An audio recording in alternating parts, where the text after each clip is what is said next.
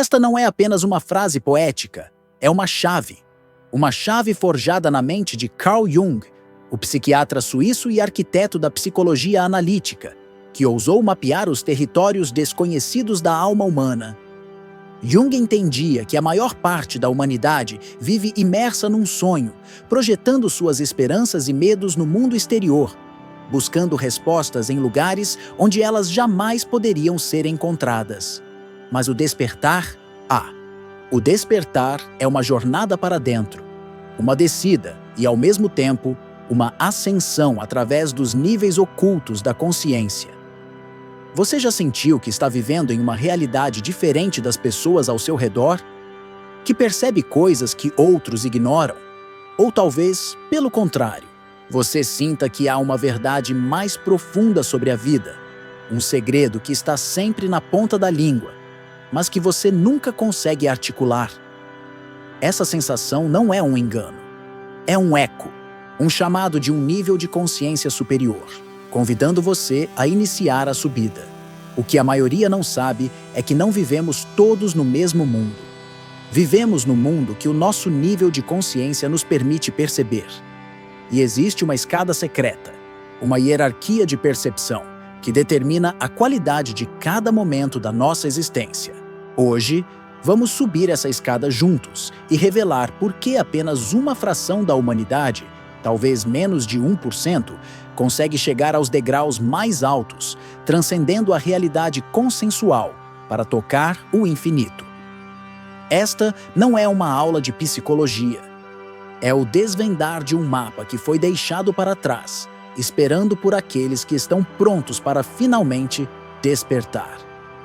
O primeiro degrau da escada mal se eleva do chão. É o nível 1, a consciência da sobrevivência. Aqui, a existência é puramente reativa, governada pelo cérebro reptiliano. Medo, fome, reprodução. O mundo não é um lugar de oportunidades, mas uma arena de ameaças constantes. A frequência vibratória é a da escassez. A pergunta que ecoa silenciosamente na mente é: estarei seguro?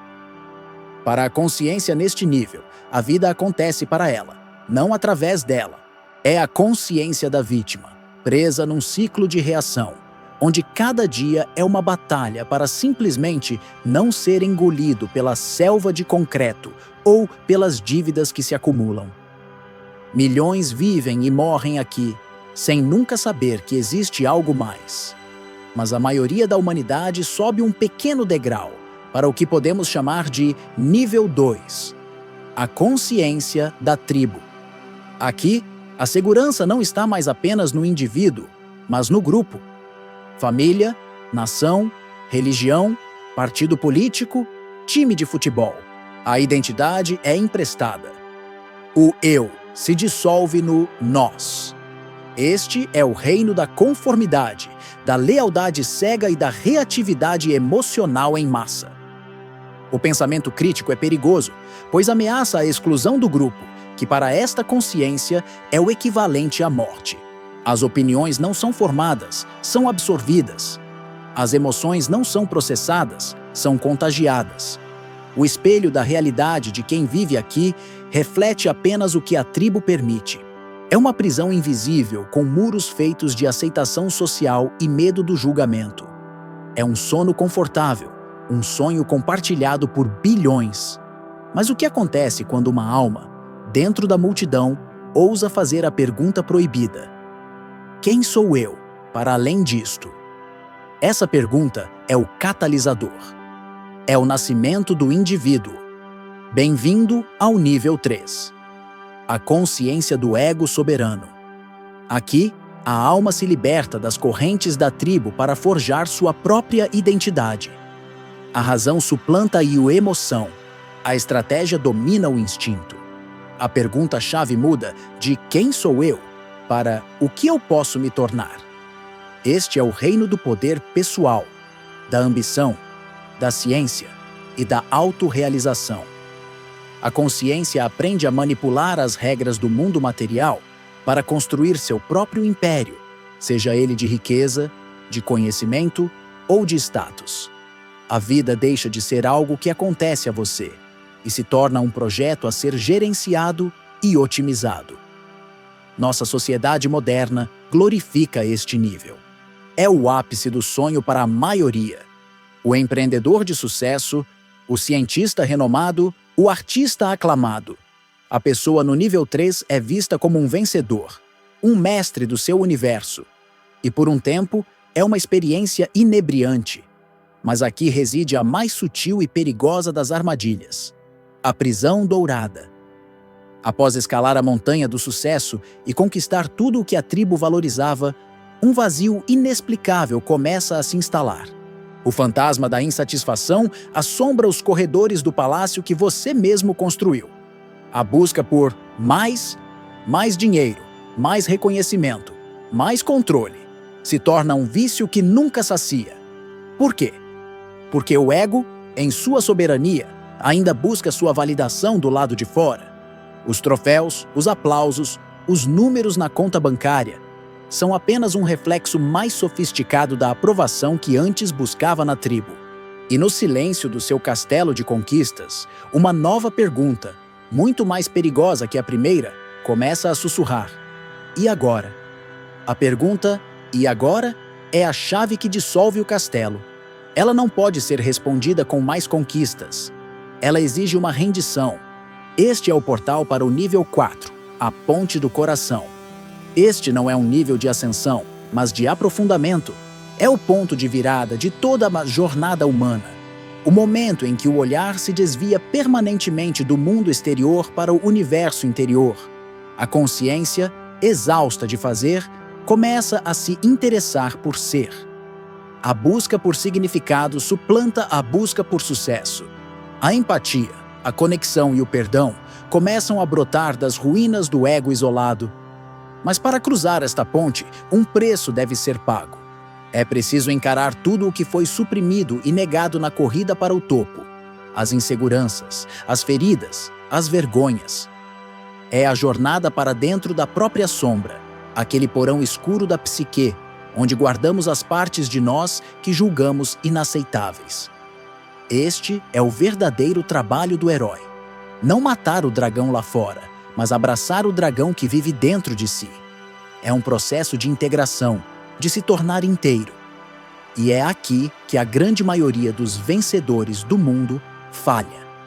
Eles chegam à beira deste abismo, sentem o chamado para a profundidade, mas o medo de soltar o controle, de abrir mão da identidade que lhes deu tanto poder, é avassalador. Eles recuam para a segurança de sua prisão dourada, preferindo a familiaridade da sua miséria ao terror da verdadeira libertação. Mas para aqueles poucos que ousam dar o primeiro passo na ponte, tudo muda. Ao cruzar a ponte do coração, a consciência não encontra um destino, mas uma nova maneira de viajar. A realidade perde sua rigidez. As leis de causa e efeito começam a se curvar. Este é o nível 5, a consciência do arquiteto. Aqui, o indivíduo, agora inteiro e integrado, descobre o maior segredo do universo.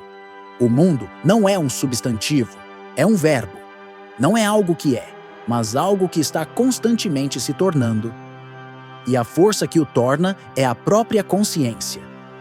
O princípio do espelho deixa de ser uma metáfora e se torna uma ferramenta de criação consciente.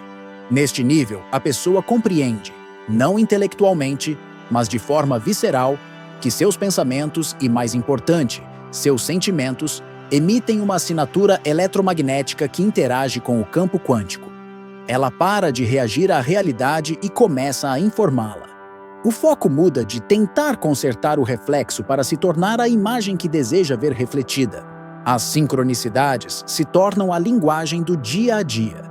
Não meras coincidências, mas a confirmação de que o universo está respondendo à sua nova frequência.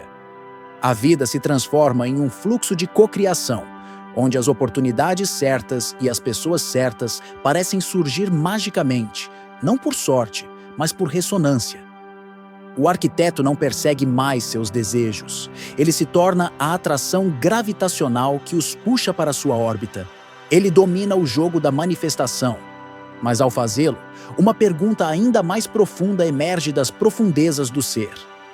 Quem é este eu que cria? De onde vem a intenção? Quem afinal está sonhando o sonhador? A busca pelo sonhador leva à revelação final. Não existe um sonhador separado do sonho. Esta é a porta de entrada para o nível 6, a consciência da unidade. Aqui, a jornada do eu chega ao seu fim, não com a morte, mas com uma expansão infinita. A gota de água, que por tanto tempo se viu como separada, finalmente retorna ao oceano e se lembra de que sempre foi o oceano. As fronteiras do ego, já porosas no nível anterior, se dissolvem completamente. A percepção de ser um indivíduo dentro do universo é substituída pela experiência direta de ser o universo se experienciando como um indivíduo. Este é o estado que os místicos de todas as tradições tentaram, em vão, descrever com palavras. Samadhi, Satori, Nirvana. É o fim do sofrimento, porque o sofrimento requer um eu separado para sofrer.